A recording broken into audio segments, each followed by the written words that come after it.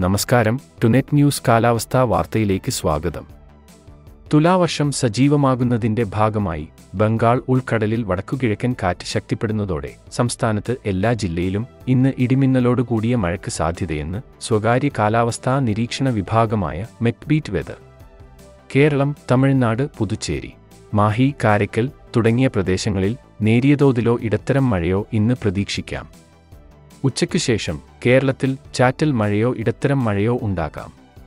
ചില പ്രദേശങ്ങളിൽ ഒറ്റപ്പെട്ട ശക്തമായ മഴയും ലഭിക്കും.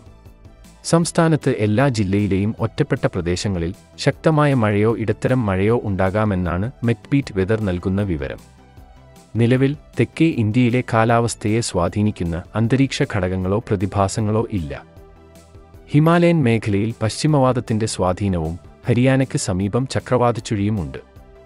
ഉപഗ്രഹ നിരീക്ഷണത്തിൽ അറബിക്കടലിൽ വ്യാപകമായി മേഘരൂപീകരണം കാണുന്നുണ്ട്. ഇവ തീരദേശത്ത് ചാറ്റൽ മഴയും കടലിൽ ഒറ്റപ്പെട്ട മഴയും നൽകിയേക്കും. കേരളം ഇന്ന് ഭാഗികമായോ പൂർണ്ണമായോ മേഘാവൃതമാകും. അറബിക്കടലിലും ലക്ഷദ്വീപ് മേഖലയിലും ഇടിമിന്നലോടുകൂടിയ മഴയ്ക്ക് സാധ്യതയുണ്ടെന്നും മെറ്റ്ബീറ്റ് വെതർ അറിയിച്ചു. കാലാവസ്ഥാ വാർത്തകൾ കൃത്യമായി ലഭിക്കാൻ ചാനൽ സബ്സ്ക്രൈബ് ചെയ്യുക. നന്ദി.